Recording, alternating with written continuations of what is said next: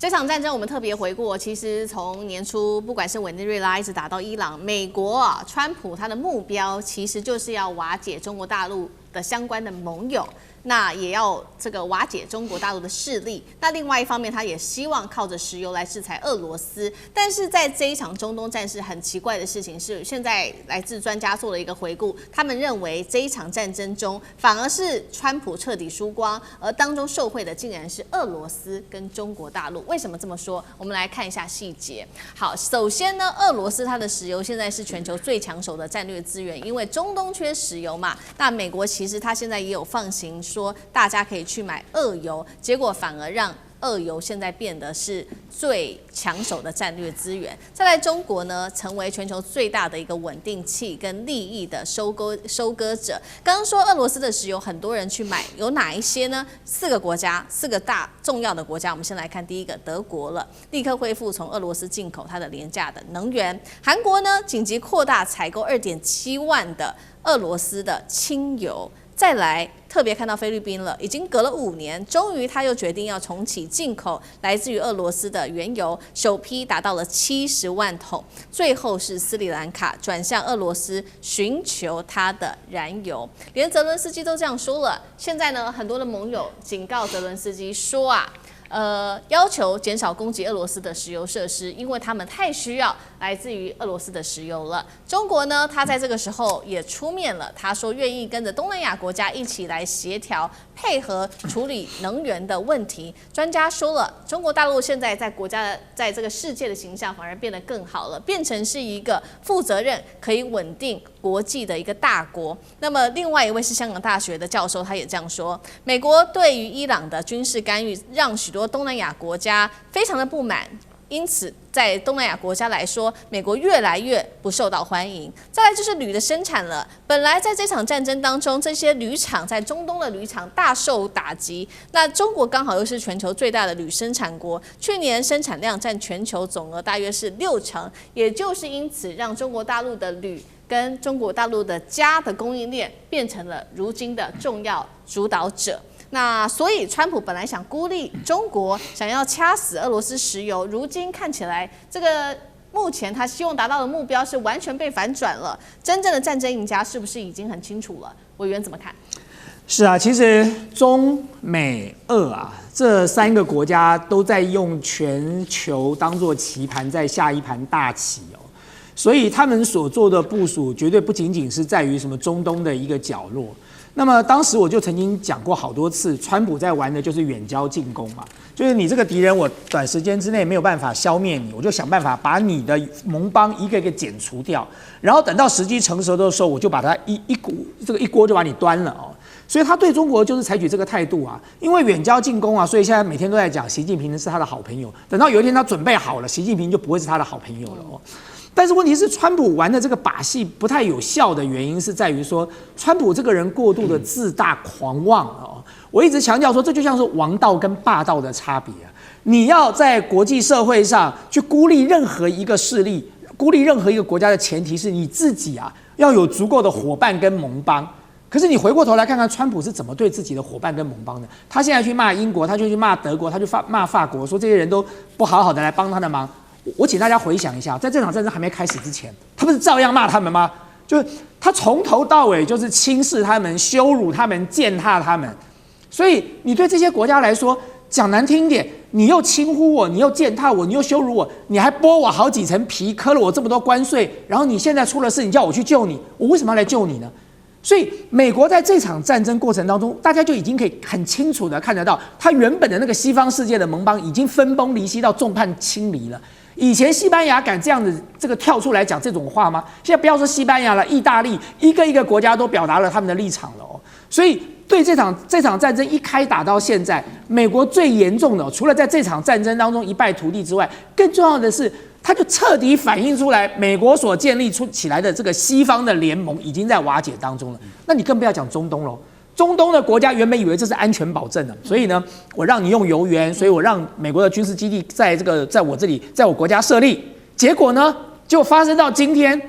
普这个人，他就是一个自大狂妄的人，他从头到尾就是轻视他们、羞辱他们、践踏他们。所以你对这些国家来说，讲难听一点，你又轻忽我，你又践踏我，我为什么要来救你呢？所以对这场战争一开打到现在，美国最严重的，除了在这场战争当中一败涂地之外，更重要的是，他就彻底反映出来，美国所建立起来的这个西方的联盟已经在瓦解当中了。那你更不要讲中东喽。中东的国家原本以为这是安全保证的，所以呢，我让你用油源，所以我让美国的军事基地在这个在我国家设立，结果呢，就发生到今天美国的安全保证变成飞弹的靶子了，就原本是要来保护我的，就现在没有想到，我与其你来保护我，还不如不要有这个基地啊！就是因为有你这个基地，我才会被打呀。所以接下来，如果今天川普再这样灰溜溜的，就真的这个夹着尾巴就退回去了。我认为马上所要面临到的问题是什么？中东国家就要认真思考咯。就显然你川普美国是保护不了我的，所以我要认真想清楚，我究竟要把你这个安全保证当作飞弹靶子摆在我的国内，我还是干脆请你先暂时离开吧，我就变成一个中立国，我不要介入这种纷争，这样总可以吧？所以事实上，在这场战争的过程当中，原本川普希望收割到的一点都没有达到，结果反而造成了他西方盟邦的这个势力的瓦解，造成了他中东势力强烈的这个可能会被这个衰退哦。那么他要掌握中东的可能性更低。更重要的一点是，刚才韵老师提到的，他把荷姆兹海峡送给了伊朗啊。就原本美国要强烈的掌握几个重要的水道嘛，苏伊士运河、荷姆兹海峡、马六甲海峡、巴拿马运河，结果莫名其妙的他就把这场战争打完了之后，他就把这个荷姆兹海峡送给了伊朗。如果情势再糟一点，可能红海的那个曼德海峡就送给了胡塞武装组织了。一口气之间，他马上就失去了这世界上的2个重要的水道了。对，好，所以这场战争现在等于是说，川普已经失去了原本西方国家他的盟友或者是这个中东海湾国家对他的信任。那原本他的目的是想要孤立中国的，还有掐住俄罗斯石油。现在看起来，岳老师又怎么看呢？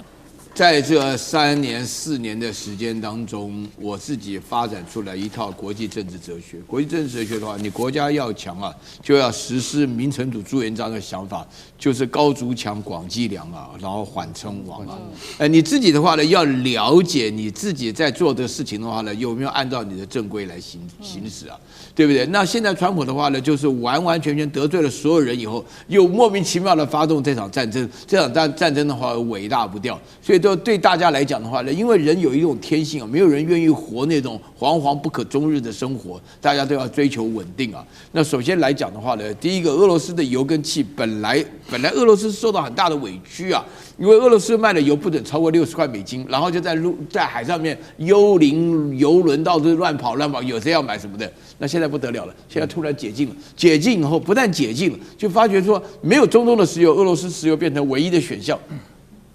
这是意想不到。然后第二点的话呢，这个大陆本身的立场从头到尾就是停战、停火、协商，然后大家强调自己要什么不要什么啊。那么这个是一种稳定的力量。那么接下来的话呢，我另外讲到说是美国的盟邦当中，除了川普自己乱骂人以外，现在的话呢，西班牙、意大利啊，或者德国什么的话呢，都会发觉说跟美国搞在一起，问题越来越严重。而中东的国家的话呢，就是不是单纯这样，因为中东国家原来长期来讲被美国的威胁啊，但是这场战争打下来的话呢，我们发觉说，第一个，美国军力根本不是所向无敌啊。我现在强调哈。以前那个小布希讲过一句话，就是我们有任何问题先问我的航母在哪里。现在那个林肯号、